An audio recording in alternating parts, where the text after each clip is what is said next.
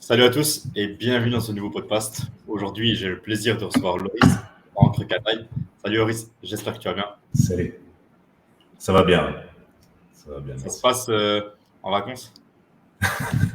Ouais, alors moi je suis pas en vacances, hein, enfin, ou alors j'y suis tout le temps, quoi. Ah, tu t'es expatrié au Maroc? Ouais, c'est ça.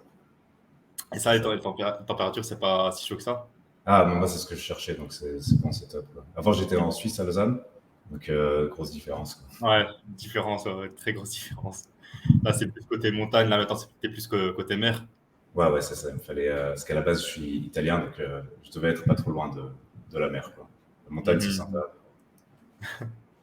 Est-ce que tu peux quand même te présenter pour les personnes qui ne connaissent pas? Ouais, bon, en gros, bon, mon nom c'est Loris Colanton, j'ai 33 ans et je suis copywriter, concepteur-rédacteur depuis 6 ou 7 ans maintenant. Je suis passé par des entreprises, je me suis surtout formé, bon, forcément en autodidacte, mais aussi en entreprise.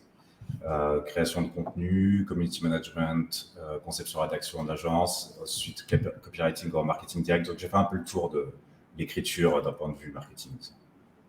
Mhm. Donc là, actuellement, ton activité principale, c'est plus la copywriting, mais dans quelle niche? C'est vraiment en général ou bien tu as vraiment une niche en particulier dans le... Non, dans- moi j'ai pas, moi c'est du général. En fait, bon, peut-être qu'on en parlera plus tard, mais j'essaie de répondre à un problème qui est comment écrire pour être lu, tu vois. Et je vais pas me limiter à une niche en particulier. Je vais prendre plusieurs choses pour ensuite répondre à des besoins spécifiques d'entreprise. Donc là, je peux faire actuellement mes clients, c'est du copywriting effectivement de page de vente, des lettres de vente en marketing direct, mais c'est aussi des multinationales qui doivent communiquer sur les réseaux sociaux et des entrepreneurs également sur les réseaux sociaux. Euh, et aussi des campagnes de communication pour des grandes marques, Mhm. genre publicité et tradit, comme on la Mhm. connaît Donc actuellement. là, tu es plus dans... Enfin, tu as ta propre agence et donc tu n'es pas en mode freelance. Si, je suis en mode freelance. Bon, en gros, j'ai un business en solo, quoi. Donc, j'essaye de développer, je suis freelance, j'essaie de le développer comme un vrai business, comme un vrai entrepreneur, avec du service, mais aussi d'autres choses, d'autres offres. Mais c'est en cours. Disons, là, ça fait une année que je suis freelance à plein temps, et, enfin un petit peu moins, et j'essaie de ne pas faire que du service, euh, ou alors j'essaie de développer des offres. Mhm. Et du coup, en modèle freelance, tu fais vraiment tout toi-même. Ouais, par contre, ouais, c'est ça, je fais tout moi-même. Mhm. C'est ça le truc un peu dur quand on se lance à ce compte, c'est effectivement, c'est tu fais tout toi-même. Mhm. Mais comment est-ce que tu t'es lancé dans le monde du copywriting? Euh, En fait, c'était un hasard. C'était, je crois, en 2015 ou en 2016. Je rends mon mémoire universitaire. C'était sur les nouvelles formes de monnaie, dont les monnaies digitales comme le Bitcoin. Et j'avais mis une année de mon temps, j'avais mis énormément d'efforts. J'étais assez content du résultat, mais c'était un pavé, tu vois, 150 pages. J'expliquais l'émergence des nouvelles formes de monnaie et puis j'avais créé établi une petite théorie qui allait à contre-courant à ce moment-là en disant que, en gros, le Bitcoin se présentait plutôt dans son utilisation, en tout cas, comme une monnaie complémentaire à l'euro et au dollar, mais pas alternative. En fait, ça servait à partir à la conquête de nouveaux marchés. Alors, je n'avais pas prévu la spéculation, je n'avais pas prévu marché noir, marché illicite, tout Mhm. ça. Et ensuite, le but, c'était de le reconvertir en monnaie fiat, les monnaies gouvernementales, pour l'utiliser de manière plutôt traditionnelle, pour utiliser les gains de manière traditionnelle. Et du coup, ce qui montrait qu'il n'y avait pas une rupture massive de confiance envers le système, mais au contraire, les gens s'endettaient dans un système qui est basé sur la dette, qui montrait que ça renforçait le Mhm. système. Et donc, j'étais plutôt content de cette théorie-là. Et je voulais essayer de pas juste la garder pour moi-même, mais tu vois, de la partager. Donc, j'écrivais sur ça sur les réseaux sociaux, dans des forums spécialisés. Et les gens me disaient, bah, j'aimerais bien lire un peu ce que tu as fait une fois que c'est terminé autour de moi. Donc, j'ai imprimé une trentaine d'exemplaires au lieu de deux. Donc impression et reliure quand tu es étudiant, ça coûte hyper cher. Ouais. J'ai distribué autour de moi. Et au final, les gens qui disaient qu'ils étaient intéressés, il n'y a que deux personnes qui ont lu totalement, tu vois, intégralement le dossier. Et c'était ma prof et l'experte, c'est-à-dire les deux personnes qui étaient payées pour le faire. Et là, je me suis dit, en fait, je sais écrire, mais je sais écrire pour des gens qui sont payés pour me lire. Tu vois, à l'école, on t'apprend à écrire pour être payé, pour être lu par des gens qui sont payés pour le faire. Prof, je sais pas, l'administration, tu vois, tu dois remplir un formulaire, des gens sont payés pour lire ce que tu écris. Quand tu arrives à l'école, le prof te donne une phrase et te dit tu as 4 heures pour disserter dessus. Dans la vraie vie, c'est pas comme ça. C'est ce côté sur Internet, tu as une demi-seconde et pour capter l'attention et piquer la curiosité du lecteur. Sinon, il se casse et s'il n'est pas content, il t'insulte. Tu vois, donc c'est vraiment, je me suis dit, ok, c'est deux compétences totalement différentes. Et il faut, si je veux diffuser mes idées, que j'apprenne à écrire pour des gens qui ne sont pas obligés de me lire. Et du coup, je me suis lancé, j'avais 2 modèles, c'était les romanciers, mais le problème, c'est que je sortais de l'université, je voulais travailler et faire de l'argent assez rapidement. Du coup, c'était les publicitaires. Je trouvais ça incroyable que autant des romanciers écrivent 500 pages et tu n'es pas obligé de les lire, mais tu les lis, autant des publicitaires, ils arrivent à capter l'attention et te donnent envie d'acheter des trucs que tu n'avais pas forcément, tu es juste en ville en train de marcher tranquillement. Donc je trouvais ça, je me suis dit, il faut que j'apprenne de ces deux types de personnes. Et du coup, j'ai été dans le marketing et ça a commencé comme ça en gros. Après, c'était j'ai commencé comme rédacteur print et web. J'ai vu que ça augmentait le trafic, mais ça augmentait pas les ventes parce que le responsable commercial, voilà, il ne savait pas trop quoi faire de cette augmentation de trafic. Du coup, je me suis dit, il faut que dans l'écriture, je sache capter l'attention, mais aussi vendre. Et c'est comme ça que je suis arrivé au copywriting.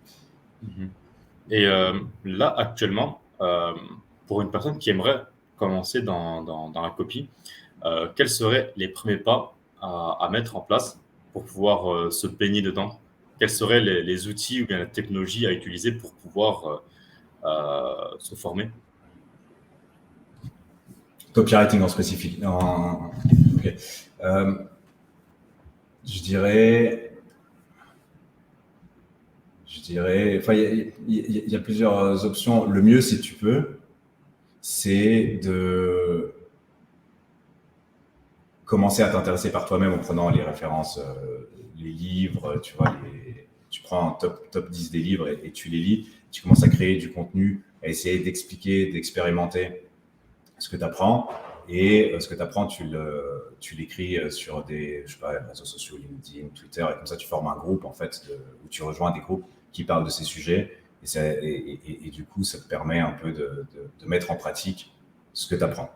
Ça, c'est la première phase. Et ensuite, si tu peux, c'est quand même pas mal, je trouve, d'apprendre en entreprise. C'est pas forcément quelque chose qui est hyper cool ou hyper conseillé parce qu'en général, quand tu apprends ça, tu as envie de voler de tes propres ailes. Mais si tu veux vraiment augmenter ta compétence, c'est de rejoindre un groupe de marketing direct, des spécialistes de marketing direct et en gros, apprendre à leur côté. Et après, quand tu penses que tu peux voler de tes propres ailes, t'y vas, tu vois. Mais là, tu développes comme ça vraiment des compétences de base qui sont solides. Sinon, ce que tu peux faire, c'est travailler pour des clients. Donc, tu te formes en autodidacte et tu vends tes services. C'est pas le plus facile. Et je pense que c'est surtout difficile d'avoir accès à des clients qui sont intéressants. C'est-à-dire qu'au début, c'est vraiment la jungle, quoi. Personne ne te connaît, personne ne veut te payer. Du coup, tu vas vers des gens qui sont prêts à te payer, mais peu cher. Et eux-mêmes, c'est des clients en général. Ceux qui ne veulent pas payer cher, ils sont pas vraiment dignes de confiance, quoi. Donc, ils vont faire, tu leur fais des prix, ils vont discuter sur les prix. Enfin, ça va être tu vas passer plus de temps dans l'admin et dans courir après tes factures, les paiements, que vraiment développer tes compétences. Tandis que quand tu rejoins une entreprise avec des mentors, avec des gens qui sont déjà passés par là, tu peux te focus 100% sur tes compétences. Comment est-ce que tu peux valider une page de vente que tu fais? Genre, comment est-ce que tu pourrais faire pour pouvoir mesurer sa potentielle viralité? Déjà, il y a un seul juge, c'est le marché. Donc, c'est une fois que tu la mets. Et puis, ce qui est intéressant avec le digital, pour le coup, c'est que avant, quand tu imprimais une lettre de vente et tu l'envoyais, elle finissait dans les boîtes aux lettres. Tu ne pouvais pas la modifier. Là, rien n'est définitif. Donc, tu peux tester et ensuite itérer. Tu vois, tu réécris en fonction de, je sais pas, s'il y a des feedbacks ou alors si tu sens quelque chose qui n'a pas fonctionné, tu réécris l'accroche, tu réécris l'offre, j'en sais rien. tu essaies de modifier en tout cas la page de vente, mais avec le digital, enfin avec le numérique, parce que si je dis digital, les gens peuvent dire, oh, digital, c'est les doigts et tout ce truc. Enfin bref, avec le numérique, ce qui est intéressant, c'est que tu peux reprendre ce que tu as fait. Il n'y a rien qui est gravé dans la roche. Un autre truc que tu peux faire, c'est, enfin après, il y a différentes choses. Tu as déjà des pages de vente qui ont fonctionné avant, tu crées des checklists et tu vois si les cases sont cochées. Tu peux te faire relire par d'autres copywriters. C'est quelque chose, par exemple, que dans les entreprises de marketing direct, ils font énormément. D'abord, tu as une sorte de big ID, enfin, tu vois, la grande idée qui va faire le fil rouge et l'accroche de ta page de vente. Tu la soumets, t'en parles, et si c'est intéressant, tu vas écrire. Et une fois que tu écris, il y a des relectures. Donc, il y a différentes relectures. Ça c'est hyper cool. Et sinon, mais à la fin, en vrai, tu peux être relu par des copywriters. Eux-mêmes, ils ont leur propre point de vue, ils ont leur propre checklist. Et ça ne va pas fonctionner avec ton audience. Tu vois. De toute façon, le seul moyen, c'est de publier et d'envoyer du trafic dessus et de regarder ce qui se passe. Mm-hmm. Est-ce que tu as déjà eu aussi des pages de vente qui n'ont pas fonctionné?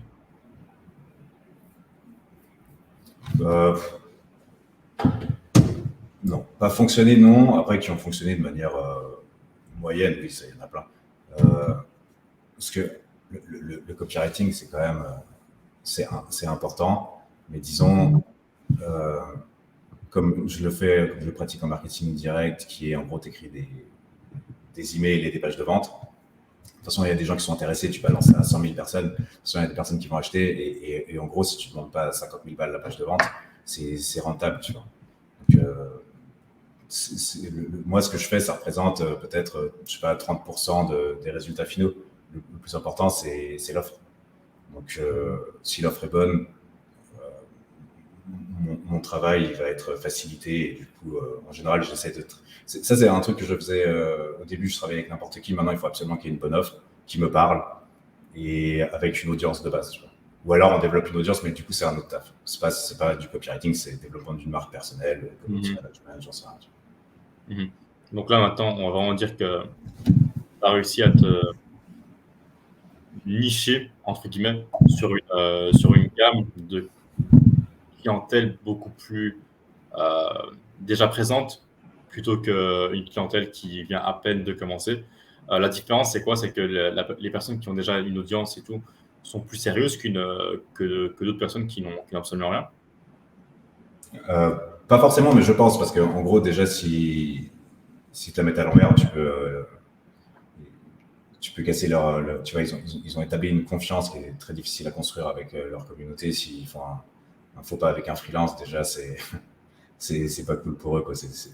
Il y a ça, mais il y a aussi, surtout, en gros, ils ont déjà, t'as du matériel, tu vois, tu sais qui sont leurs clients, tu peux étudier le marché, enfin, c'est beaucoup plus facile.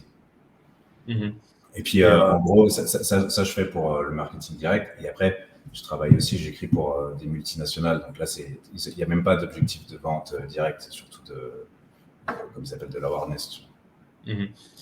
Mais en tant que freelance, est-ce qu'il y a moyen de scale niveau revenu? Ça, c'est un gros enjeu, forcément.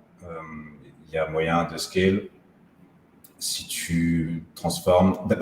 D'abord, le premier truc, c'est de systématiser tes services. Moi, c'est un truc que j'ai un peu de la peine à faire parce que je pars un peu dans tous les sens et j'ai trop de curiosité, tu vois, à gauche, à droite.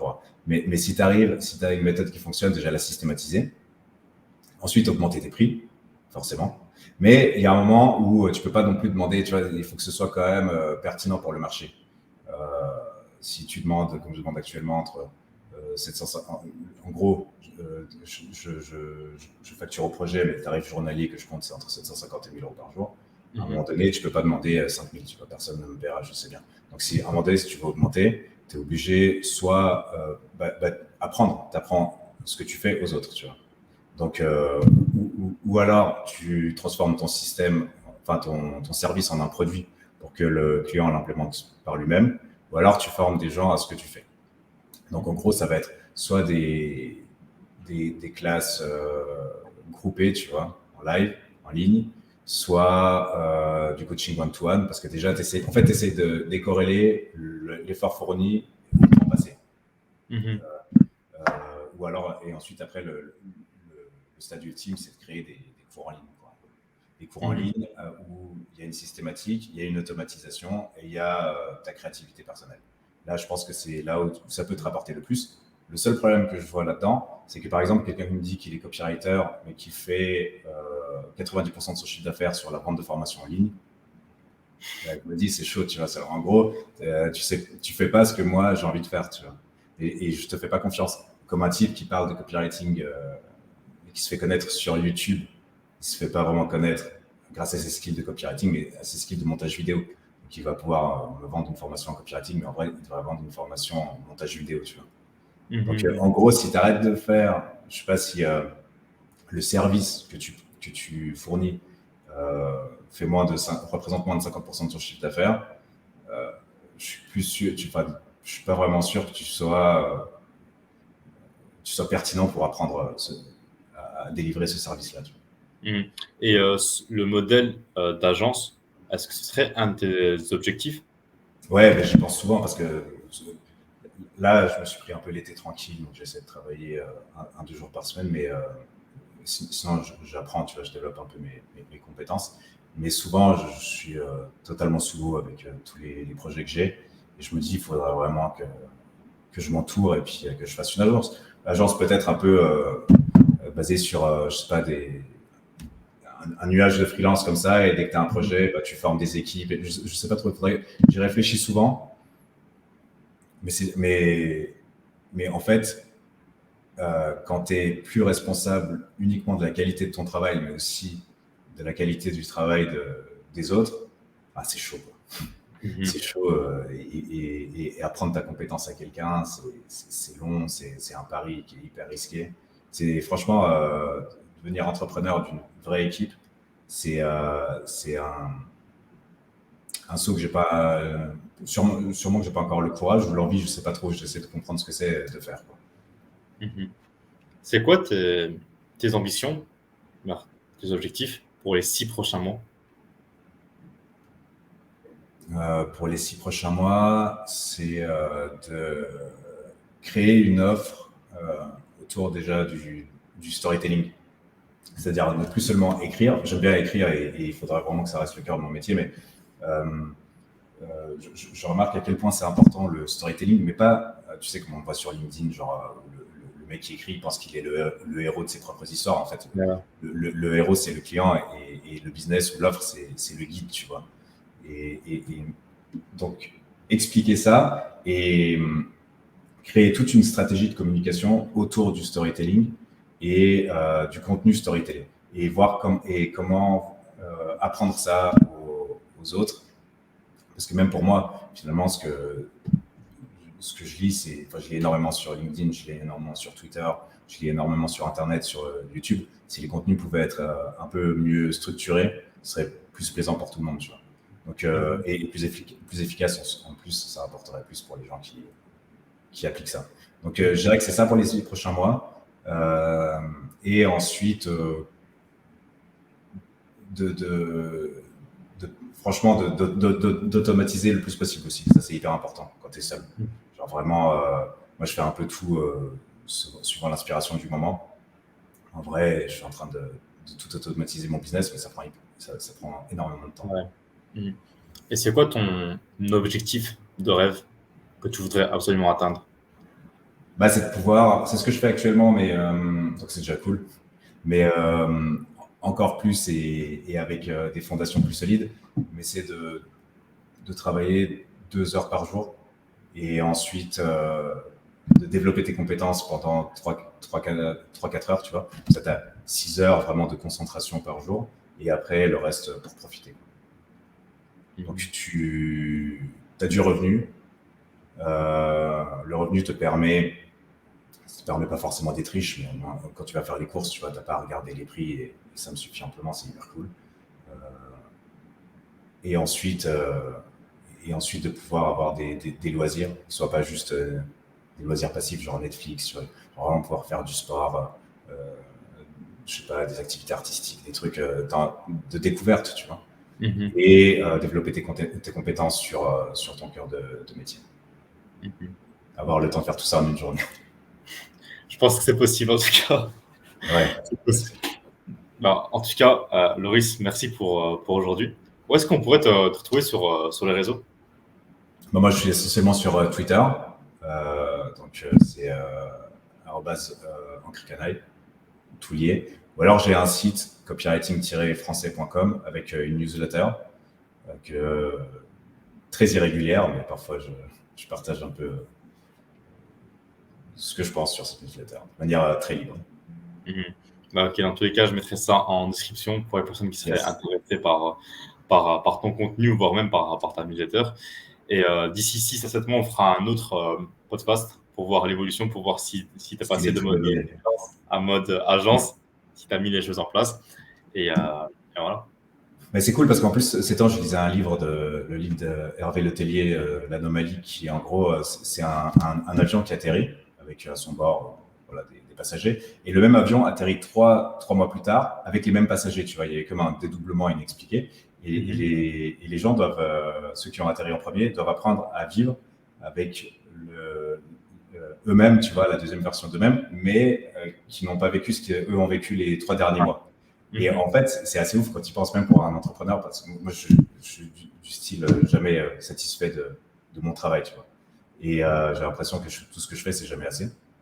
Et je me dis, si je devais vivre avec la personne que j'étais il y a 3 mois, franchement, ça me ferait péter les plombs. Et j'aurais envie de dire, mais tu fais tout faux, il faut faire ça comme ça.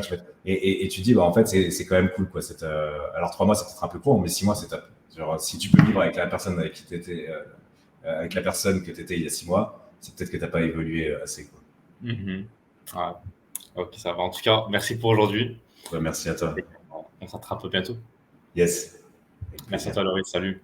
Merci à toi. Du coup, voilà, les gars, c'est la fin de ce podcast. J'espère que vous aurez aimé. Si vous avez aimé, n'hésitez pas à vous abonner à la chaîne, à aimer la vidéo, à commenter, à me suivre sur les réseaux et aussi à suivre Loris sur son Twitter et aussi pour toutes les personnes intéressées par le copywriting en général. Il a également une newsletter sur son site copywritingfrançais.com que je mettrai également en description. On se retrouve pour un prochain podcast et à très bientôt. Salut.